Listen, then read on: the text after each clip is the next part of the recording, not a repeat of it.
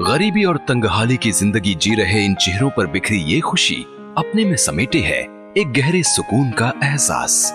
कारण है भारत सरकार की प्रधानमंत्री आवास योजना ग्रामीण। हमने एक सपना देखा है कि जब आजादी के 75 साल हो तब हिंदुस्तान के गरीब को भी अपना घर। प्रधानमंत्री जी के कथन को साकार रूप दे रही है प्रधानमंत्री आवास योजना ग्रामीण।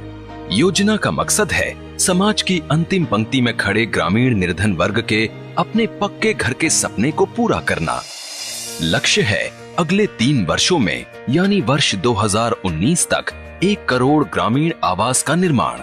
प्रधानमंत्री आवास योजना ग्रामीण पिछली योजना के मुकाबले कहीं अधिक व्यावहारिक है और इसमें लाभार्थियों के हित में कई महत्वपूर्ण बदलाव किए गए हैं। योजना के तहत बनाए जाने वाले घर का क्षेत्रफल 20 वर्ग मीटर से बढ़ाकर न्यूनतम 25 वर्ग मीटर यानी 267 वर्ग फुट कर दिया गया है ताकि लाभार्थी अपने लिए खुला और हवादार घर बना सके। आवास के लिए सहायता राशि को पिछली योजना के मुकाबले काफी बढ़ा दिया गया है। ज्यादा पैसे मिलेंगे तो हम अपना घर बड़ा और ज्यादा मजबूत बना पाएंगे। मैदानी क्षेत्रों में सहायता राशि 1,20,000 रुपए और पूर्वोत्तर, दुर्गम, पहाड़ी और वामपंथी उग्रवाद से प्रभावित क्षेत्रों में अब 1,30,000 रुपए है। लाभार्थी को आवास के निर्माण के दौरान जहां 90 या 95 दिन की मजदूरी का भुगतान मनरेगा से किए जाने की व्यवस्था है, वहीं स्वच्छ भारत मिशन ग्रामीण या मनरेगा के तहत 12,000 रुपए की राशि शौचालय के निर्माण के लिए भी दिए जाने का प्रावधान है। अब खुले में शौच नहीं जाना पड़ेगा। 12,000 रुपए मिलने से अपना शौचालय अच्छी तरह से बनाऊंगा। इस प्रकार योजना के तहत लाभार्थी 1,50,000 रुपए तक की सहायता राशि विभिन्न मदों से हासिल कर सकता है। जरूरत पड़ने पर लाभार्थी 70,000 रुपए तक का ऋण भी ले सकता है। अभी तक लाभार्थी का चयन बीपीएल प्रतीक्षा सूची के आधार पर किया जाता रहा, मगर अब लाभार्थियों का चयन सामाजिक और आर्थिक जनगणना वर्ष 2011 के आधार पर ग्राम सभा द्वारा किए जाने का प्रावधान है। लाभार्थी सूची में अपना क्रम जानकर इस बात का अंदाजा लगा सकता है कि आवास के लिए उसका नंबर कब आएगा। योजना के नियमों के मुताबिक आश्रयहीन ग्रामीणों को प्राथमिकता का प्रावधान है। इन सब के पीछे मकसद ये है कि योजना का लाभ गरीब से गरीब तक पहुंच सके। राज्य सरकार की ये जिम्मेदारी है कि वो लाभार्थियों द्वारा बनाए जा रहे आवासों पर निगरानी रखें, उनका मार्गदर्शन करें, साथ ही आवास बनाने वाले लाभार्थी और राजमिस्त्री आदि के प्रशिक्षण की व्यवस्था भी करें ताकि आवास का निर्माण सही तकनीक से हो, बेहतर हो, जिससे आवास भूकंप, बाढ़, तूफान आदि प्राकृतिक आपदाओं को सहन करने में सक्षम हो।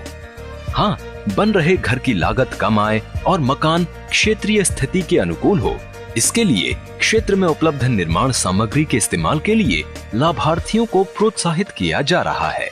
टेंगनी मिलने से घर सही से बनेगा, लागत कम आएगी। मकान बनने पर बिजली की व्यवस्था दीनदयाल उपाध्याय ग्रामीण ज्योति योजना के तहत की जानी है। प्रयास इस बात का भी है कि प्रत्येक लाभार्थी के आवास तक पाइपलाइन से स्वच्छ पेयजल की आपूर्ति हो सके। योजना के तहत घर में रसोई का निर्माण भी किया जाना है। पेट्रोलियम मंत्रालय द्वारा लाभार्थियों को उज्ज्वला योजना के तहत रसोई गैस कनेक्शन उपलब्ध कराए जाने की व्यवस्था की गई है। घर में बिजली पानी होगा, घर में रसोई होगी, हम खुशहाल रहेंगे। योजना के तहत सहायता राशि सीधा लाभार्थी के बैंक खाते में डीबीटी के तहत इलेक्ट्रॉनिकली ट्रांसफर की जाती है। रुपए सीधा बैंक में आने से जितनी जरूरत है उतनी निकाल लिए और कोई गड़बड़ी नहीं होगी। योजना से जुड़े लोगों के लिए आवास ऐप शुरू किया गया है, जिसे गूगल प्ले स्टोर में जाकर डाउनलोड किया जा सकता है। इस ऐप के जरिए निरीक्षणकर्ता या लाभार्थी अपने पुराने घर जहां वो वर्तमान में रह रहा है एवं दूसरे स्थान जहां उसके द्वारा नवीन आवास बनाया जाना प्रस्तावित किया जा रहा है, उन दोनों स्थलों एवं आवास निर्माण के दौरान पूर्व निर्धारित विभिन्न चरणों की जियो टैग्ड फोटो आवास ऐप के माध्यम से खींचकर सरकार तक भेज सकता है। इस पहल से जहां योजना के अंतर्गत बन रहे आवासों की निगरानी सही तरीके से की जा सकती है, वहीं किसी गड़बड़ी की आशंका भी नहीं रहती। ये स्पष्ट करना भी जरूरी होगा कि प्रधानमंत्री आवास योजना ग्रामीण के तहत वर्ष 2022 तक लगभग 3 करोड़ ग्रामीण आवास बनाने का लक्ष्य निर्धारित किया गया है।